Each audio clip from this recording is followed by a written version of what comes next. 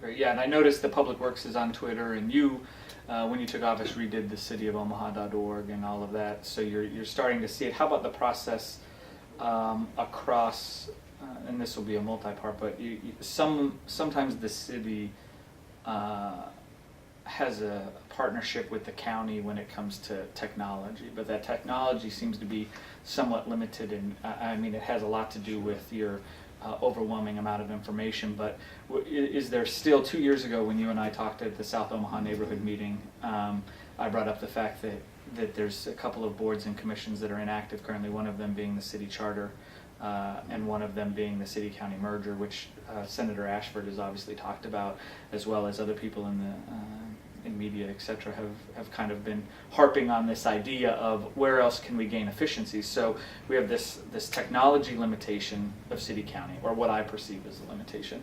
What are you doing, and is there any more discussion being had about reactivating those two boards? Well, while I'm thinking of it, even our conversation today is going to be on the e-world. Mm-hmm. And so we're practicing what we're preaching here, but we're also setting a foundation for growing this. Now, you've just done it with your questions about the charter convention.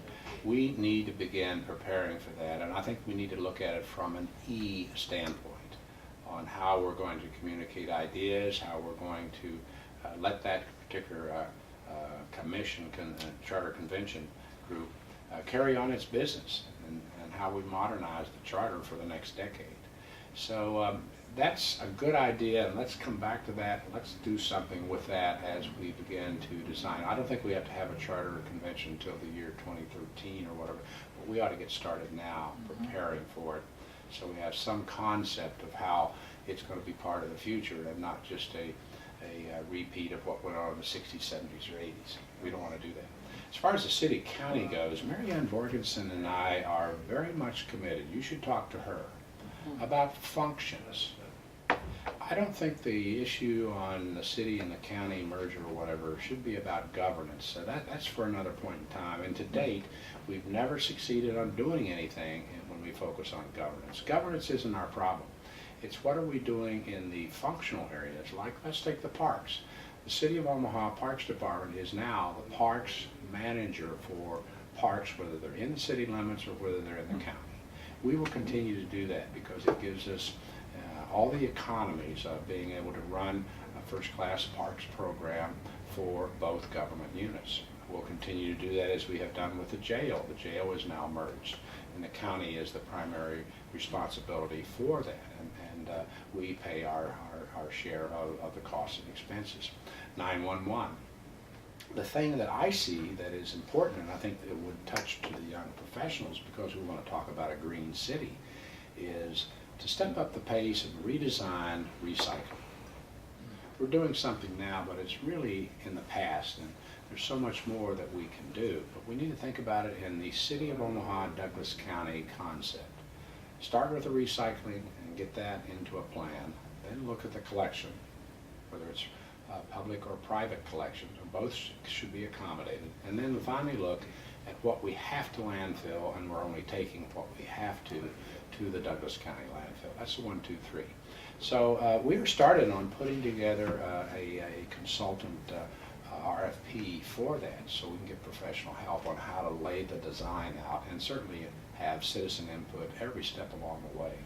And so you have, just staying on the topic of garbage for a minute, you have buy-in from the county to look at re-examining, because I know the contract will be coming up, and we have concerns about some SID, whether or not they're really recycling all of the contractor services when they're being collected. Are they really recycling? Are they not? The city doesn't. And also I sit on the Midtown Neighborhood Alliance board, and we spent all of last year trying to figure out how to increase the availability of recycling in Midtown, and met every obstacle along the way, understanding that we have a couple of drop-off points for glass, but we don't take glass. So do you feel you have the buy-in from the people that would be needed to make substantial changes in recycling? Well, right now, it's taking that first step to say, we're going to do something, and we're going to do it together, city and county. So we have brought together the professionals that are in the county operation and the city operation, Public Works, and they've been laying out what the RFP might look like, and phrasing the questions. We will come back together at the policy level, meaning the mayor, the council, and the county board, and begin to look at how to put this together. I really got interested in stepping up the pace on this during the 2 blizzards we had a year ago when we didn't have garbage service. We suspended it. And I filled up three garbage cans in the course of a week. I normally have 1. Well, my recycling bin is not big enough. So what's going on here? Why? Maybe there's more we need to be doing here, and that the green bins no longer fit the times. We need to have a full-size can, and we need to have the mechanization on how to take that and handle it at the curb. So I think we need to rethink all of that on what we're doing, whether it's paper or whether it's vegetable matter or whatever, greases, oils, glass included. We need to think about all of this and where we're going and try to create some markets here locally if we need to, such as getting back to glass fault. Glass can be used as an aggregate instead of limestone. Absolutely. So I think we need to be open and thinking about this with first the plan, and then if we need to reset some policies, let's do that. Let's have the public discussion on that. And so you mentioned parks earlier, and the management of parks is on the neighborhood level. We have some initiatives to, one, try to put a dog park in Midtown, which is working out great. But we've run up against some obstacles when we just try to clean a park, because there's some liability issues, and that speaks to that public-private, how we as citizens, as neighbors, how we need to find a better way to engage us in the ability to do things for the city, Right. without always running into that, for lack of the bureaucratic level of, well, you can't because you don't have whatever. It's like, well, we'll just do it. Like, for example, the Hanscom Park gazebo was in disrepair, and we tried to figure out how to get it fixed, and nobody could figure out how to kind of take those steps.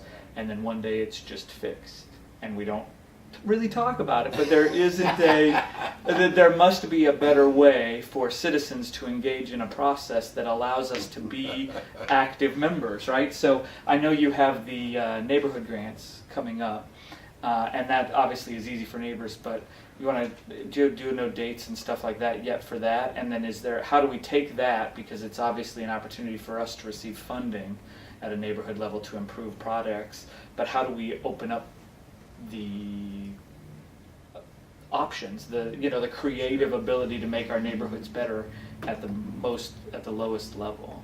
Well, you asked several questions Yes, there. sir. One, let's go back to your gazebo, and we get hung up too many times on the liabilities and the legal aspects, and then pretty soon we're off mission. We need to set the outcome very firmly, and then begin to look at the barriers that might be there if it is liability issues, on how we get through that barrier and get to the end result. And we are a litigious society. It's just something that we have to manage, but we can manage the litigation or the downside risk. You also implied sometimes you just get it done. You don't ask permission, you get it done, and I certainly subscribe to that quite often in my own life and career. Let's talk about the neighborhood grants. I've always been fascinated by that, and on a council, as I toured so many neighborhoods, I could see the finished products of what was going on, and they were all shapes and sizes, but it fit with what the interest and priority was at that local level. I thought those were healthy. We're getting started as we speak, so neighborhood associations are eligible to begin the process right now of what's their project, what's their working budget, and we're going to go ahead and receive those and screen it, and we'll have great announcements here in the spring. We've added another 10,000 to what we had last year, so it's 90,000 to distribute this year.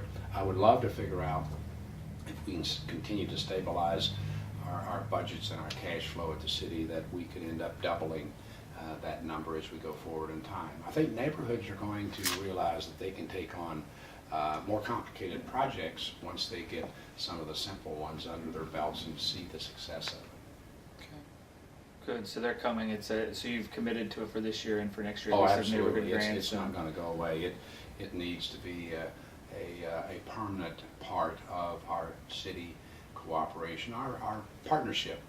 city-neighborhood partnership in this case. Sure, and I think you've done a great job with the creation of the South Omaha Neighborhood Council, or you probably have a much more official title, but I call it all the stakeholders in South Omaha getting together, that whether it be the businesses or the neighborhoods, and I know that you meet, and with the community liaison meet, and kind of at least create conversation, which is one of the things that needs to continue at the government, at the policy level, is to ensure that you're doing that. And I appreciate your willingness to do that for South Omaha and others. I'm sure, I'm just aware of that. But if you feel free, if you want to put together a young professionals commission, or or at least a discussion of that. There are great organizations kind of on all levels, and just continue to make sure that you're engaging us in that conversation, because you'll get.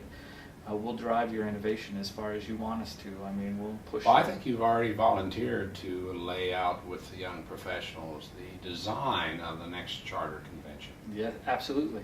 Absolutely. And with all the technology we have, it needs to be interactive with more and more citizens. So if we use technology and we use youth to set the framework for discussions, and what is it we need to modernize inside that charter? That's our constitution, so to speak. That's our framework for local government. Perfect. Well, good. Just keep it up, and thank you for allowing me the opportunity to sit down and talk. And we look forward to continued progress in the city. So thank you. Well, thank you, and thank you for turning on that light bulb here, because you have a new assignment after today's interview. All right. All right. Thank you. Great.